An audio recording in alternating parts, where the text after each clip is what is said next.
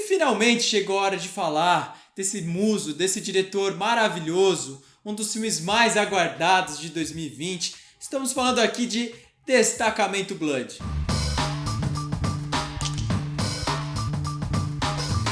Um grupo de veteranos de guerra afro-americanos volta ao Vietnã para recuperar um tesouro enterrado durante o conflito.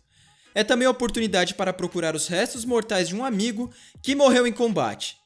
Nessa jornada, antigos traumas e desavenças voltam em cena, pondo em xeque a posição dos negros nas várias guerras norte-americanas. Eu acho que a gente tem que começar esse vídeo aí falando, né, que o filme do Spike Lee ele chega num momento muito importante para a história mundial, momento em que há um levante dos movimentos negros em resposta a essa violência exacerbada e o número de negros que morrem hoje no mundo, vítima de centenas de genocídios que a gente já citou aqui no canal também, que foi o caso aí do João Pedro, o caso do George Floyd, de muitos outros que acontecem não só no Brasil, mas no mundo.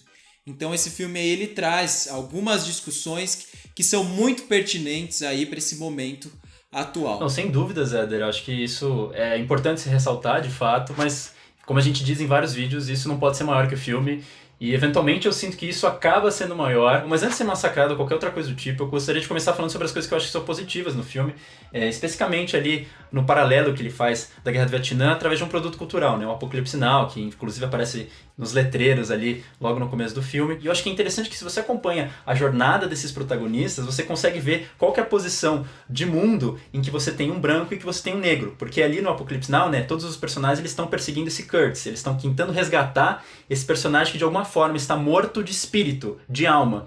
Nesse filme aqui, o que a gente tem? Eles estão buscando um cara que já está morto. Então, independentemente se um país ele ganha ou perde uma guerra, é interessante como você vê como raças diferentes têm posições completamente distintas numa guerra que supostamente é igual.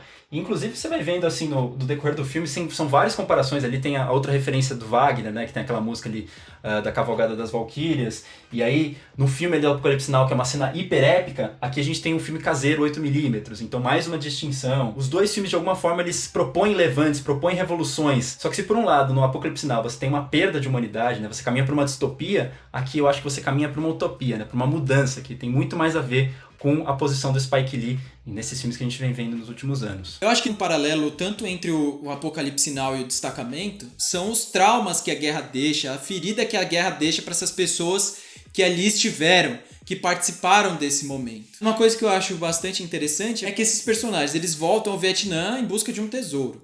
E esse tesouro ele é encontrado ali quase que na virada ali da primeira parte do filme, que eu achei que isso poderia acontecer só ali próximo do final.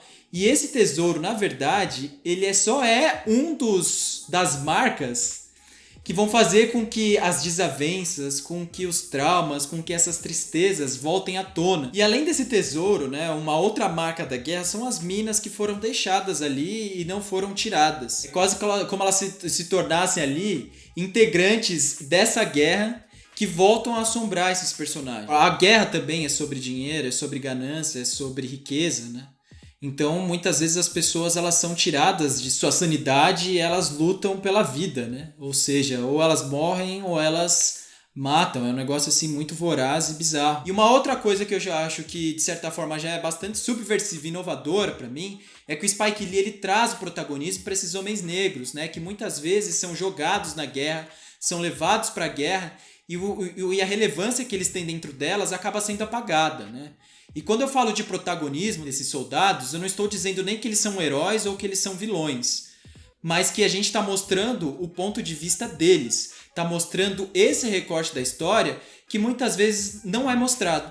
Então, a partir do momento que ele já traz isso para a narrativa, eu acho que o filme ele já ganha uma relevância, uma importância muito grande. Ainda que assim, né, essa primeira coisa que você comentou dos dois eventualmente falarem sobre traumas de guerra, eles tratam de formas completamente diferentes, né? Eu acho que o Apocalipse Now de uma forma muito mais psicológica, mais metafórica, e esse filme ele acaba sendo muito mais literal em várias das situações em que eles são colocados, defrontados com esse trauma. Mas eu acho que é louco, porque eu sinto que as duas pontas, né, do filme, o começo e o fim, eles são mais literais e o meio ali, o miolo, acaba sendo um pouco mais metafórico também. E eu acho isso interessante porque esses personagens, eles voltam ali, né, pra recuperar aquele tesouro, voltam pra reencontrar um amigo. Mais uma vez, eles acabam iniciando uma nova guerra. Só que o que eu acho que é diferente essa guerra das guerras anteriores, Segunda Guerra Mundial, Guerra do Vietnã, o que for, dessa vez, eles estão por conta dos interesses deles. Tanto é que o filme ele começa meio que de um drama social, né, que você tá falando desses traumas que eles carregam, ter que enfrentar demônios que eles deixaram muito tempo atrás. E conforme o filme vai caminhando, ele vai cada vez mais entrando num filme de gênero, assim, né? Num filme meio, essencialmente de guerra mesmo. E eu acho que é muito louco, porque simbolicamente eles são os heróis dessa guerra, né? Eles que podem fazer reféns brancos dessa vez. E muitas vezes eu questiono, né, o fato dos personagens do Spike Lee nessa safra mais recente serem um pouco maniqueístas, mas eu acho que é super interessante o que ele faz aqui, né? Porque durante as guerras, desses personagens, desses soldados negros, é tirado até o direito deles endoidarem, é tirado o direito deles se corromperem, é tirado o direito deles de decidirem como eles vão morrer, que são todas características negativas. Ou seja, dos negros, até a maldade deles é despersonalizada. Então, pra mim, é aí que tá a legitimidade desse filme. Agora, eles são os donos do próprio destino, pro bem ou pro mal. Bom, uma coisa que você citou e você fez aí um comparativo entre Apocalipse Now e o Destacamento aqui, que um é mais psicológico e o outro ele é mais literal, né? Tanto no seu início quanto no seu fim. A gente sabe que o Spike Lee, ele é um diretor que ele deixa, né, a mensagem um pouco mais explícita. E eu, particularmente, vejo isso como algo positivo dentro do cinema do Spike Lee. Eu entendo que você vai me questionar sobre isso, mas principalmente nos tempos de hoje, depois de tudo que aconteceu, né? Quando eu assisti esse filme, pra mim foi importante que ele tivesse aquele final muito literal e que ele tivesse mensagens muito literais. Porque eu sinto que o cinema também ele é essa fonte de trazer discussões. E eu acho que a gente tá vivendo num momento tão complexo, tão complicado, que eu acho que é preciso ter filmes como o do Spike Lee, pra mim, tá, gente? Que estejam na Netflix e que tenha muito alcance. Então aqui nesse filme eu acho que foi extremamente importante todas as questões que ele trouxe e da forma como ele trouxe, da forma como ele levantou essas discussões e esses pontos. Então eu só queria, acho que, começar com isso, que provavelmente eu acho que vai ser um ponto aí de discordância do Nathan. Hoje nós seremos oposição nesse vídeo aqui, né? Porque eu sou um cara que gostou bastante do filme e o Nathan foi um cara que não gostou muito do filme. Então acho que aí a gente já vai trazer divergências. O Éder me conhece, ele sabe bem ele sabe bem justamente o calcanhar de Aquiles pra mim desse filme, mas eu acho que isso na verdade é só o ponto de partida do porquê que eu não gosto muito desse filme. Eu concordo que não é um momento pra gente ser sutil, a gente vê aí problemas que aconteciam vários anos atrás que continuam perdurando nos dias de hoje e ascensão de líderes que até pouco tempo atrás a gente nunca imaginaria que seria possível. Só que isso não deixa de ser uma obra audiovisual, e eu acho que o grande problema pra mim que eu vejo nesses últimos filmes do Spike Lee é que o discurso dele antecede a forma como ele quer articular esse discurso. Ele é um contador de histórias de ficção, ele tá contando uma história que, obviamente, tem um respaldo na realidade, só que a forma como ele constrói isso aqui no filme faz crer que talvez ele não creia no poder da ficção, como você consegue fazer uma distensão da realidade e ainda assim ser muito poderoso em comentá-la. Então o que eu quero dizer? Em várias cenas, não só nesse final, mas no começo exaustivamente, no meio também, ele vai trazer imagens de outras pessoas de arquivo, vai contar a história de um outro personagem para justificar o que ele tá querendo dizer ali como discurso. Então, de certa forma, parece que ele desqualifica a própria encenação que ele constrói ali, ficcional. Tudo tem que ter um respaldo na realidade, porque se não for, eu não estou sendo completamente político. Quando as próprias imagens por si já são excessivamente políticas. Tem uma cena ali no começo do filme, quando o personagem ali do Chadwick Boseman, ele tá explicando o que eles têm que fazer com a grana que eles encontraram, né, o tesouro, que é pra dar pra todos os negros depois que essa guerra acabar, todos que foram injustiçados. Só que, em vez de ele simplesmente falar isso, não, ele vai retomar toda uma história, explicar personagens históricos que exemplificam o que ele está querendo dizer, a gente vai ver imagens de arquivo daquilo ali. Então a sensação que eu tenho é que várias vezes esses personagens eles estão quase que o tempo inteiro num palanque, falando para uma multidão, quando na verdade só tem 5 pessoas ali na frente dele. Olha, eu discordo, né, nesse ponto. Eu acho que é interessante, por exemplo, eu acho que foi muito importante ele trazer aquelas cenas, tanto as cenas de guerra, ou quando ele volta no tempo para explicar a história de um determinado personagem. Eu acho que aquilo deu mais peso para a história, pelo menos para mim. Eu acho que aquilo deu mais dramaticidade.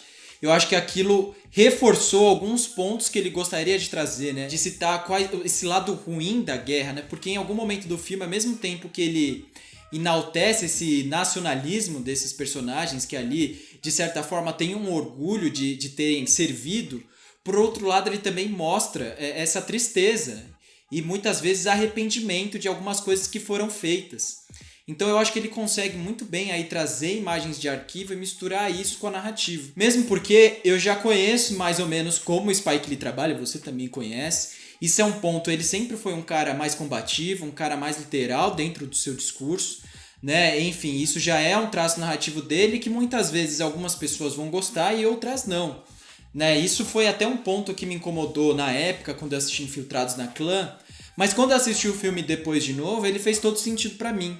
E quando o filme termina ali no Infiltrados na Clã com aquelas imagens de arquivo, aquilo foi tão impactante pra mim que é algo que eu nunca vou esquecer. Sempre quando eu lembro do filme, eu lembro daquela parte. Acho que foi muito crucial ele ter colocado ali naquele ponto. Que ele teve uma ruptura ali da narrativa, da ficção e levou aquilo para uma realidade. Não sei se eu fui ali tomado por todas as questões que a gente está vivendo hoje, por todos os pontos que a gente está vivendo hoje. Para mim aquilo dialogou muito para mim. Assim, dialogou muito com vários sentimentos até que a gente tem sentido ultimamente. Mas é justamente essa palavra que você falou, da ruptura. Existe uma ruptura da ficção para a realidade. Só que a questão é, aquela ficção já está embebida, já está inundada de realidade. Você pode pegar, por exemplo, um Faça a Coisa Certa. Você não tem essas cenas e muitas das coisas que acontecem lá têm um respaldo na realidade sem ele precisar ficar voltando para essa nossa realidade. Tudo ali está na encenação. Para mim, quando eu vejo aquele filme, eu acredito muito na ficção que ele está construindo. E aquela ficção tem pontes completas com o que a gente está vivendo. Aqui, parece que ele está dizendo, tudo que eu faço aqui na ficção só tem legitimidade se eu mostrar o que está acontecendo aqui na vida real. Quando isso aqui já tem legitimidade por conta própria. Então parece que ele desmerece a ficção que ele constrói. Ou eu tenho que discordar de você, porque eu acho que ele não desmerece a ficção, eu acho que ele só potencializa, ele só reforça ali alguns pontos que ele tá trazendo. Bom, agora vem um spoiler rapidamente aqui, se vocês quiserem pular aí pro tempo indicado. Já indo lá um pouco pro final, eu acho que ele tem um final ali bastante conciliador, um final bastante esperançoso. E, inclusive, né, ele até coloca o movimento, né, Vidas Negras Importam. Eu acho aquilo bonito, ele traz essa questão de unidade, se juntos ali nós podemos mudar essa realidade tão devastadora em que estamos inseridos. Impressionante, Éder. Você vê como uma mesma cena consegue causar assim, sensações completamente opostas em duas pessoas. Eu acho muito ruim toda essa conciliação do final do filme. Mais uma vez aí, essa questão de eu achar que ele desmerece a ficção. Porque se você for ver a trajetória narrativa desses personagens, pra onde que eles estavam caminhando? Pro abismo.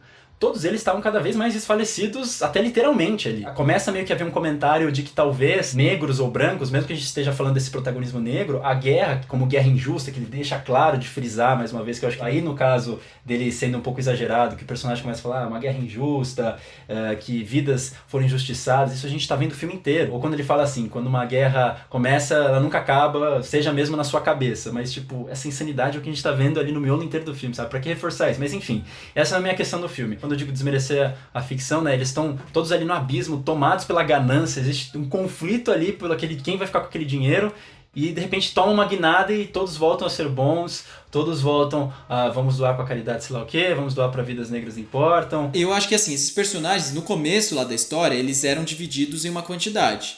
Esse dinheiro ia ser dividido para cada um deles. Só que a partir do momento em que esses personagens foram morrendo ao longo da narrativa, esse dinheiro ele aumentou, né? Que eles abdicaram da fortuna em que eles ali conseguiram conquistar.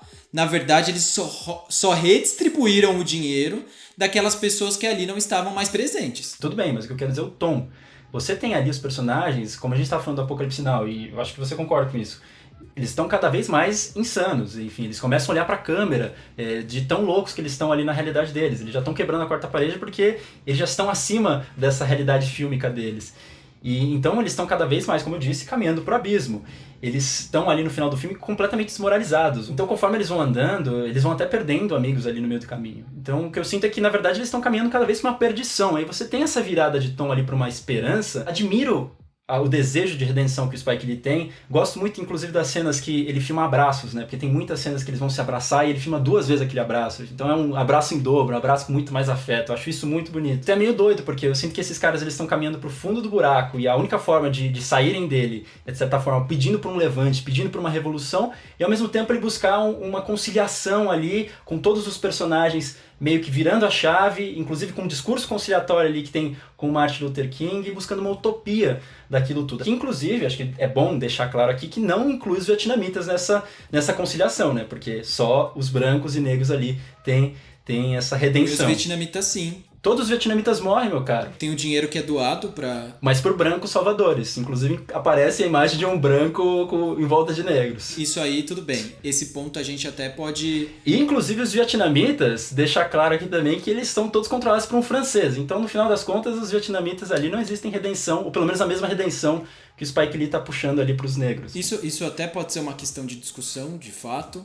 Mas eu acho que também tem muito senso de trazer de volta para nossa gente aquilo que foi que nunca foi dado. Também é interessante a gente ver também como o filme bate na gente quando a gente se vê de forma diferente dentro da sociedade. Como uma pessoa negra, você como uma pessoa asiática. Eu acho que assim, não que ele acaba relativizando a guerra, porque eu acho que a discussão dele é outra, mas ao redimir todos esses personagens, né, tipo, eles têm esse momento de heroísmo no final, como eles foram bons moços, você não redime também esses asiáticos que estão ali do outro lado. Então acho que tem essas duas questões, essa narrativa que eu falei em primeiro lugar, e agora pensando essa questão de representatividade, de quem que você está redimindo nessa esperança conciliatória do final.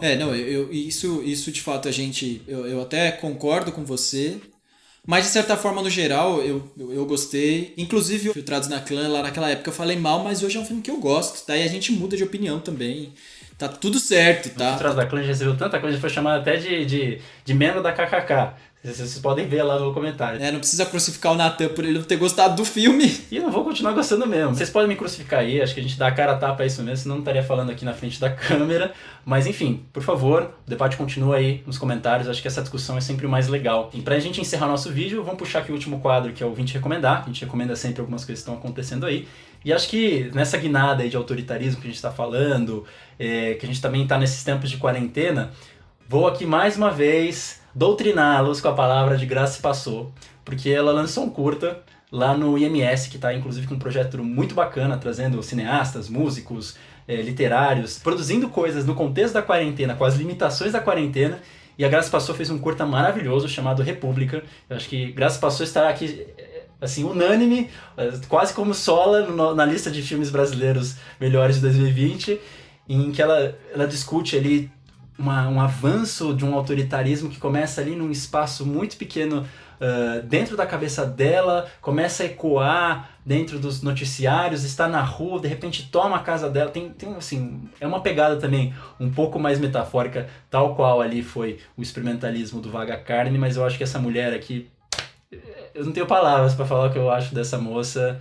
Vai longe, Graça Se Passou, que já vai longe, já foi longe, continue alçando voos maiores. É isso, gente. Eu espero que vocês tenham gostado desse vídeo, que ele traga aí várias reflexões. Até é panfletário e às vezes é de senso comum usar essas frases.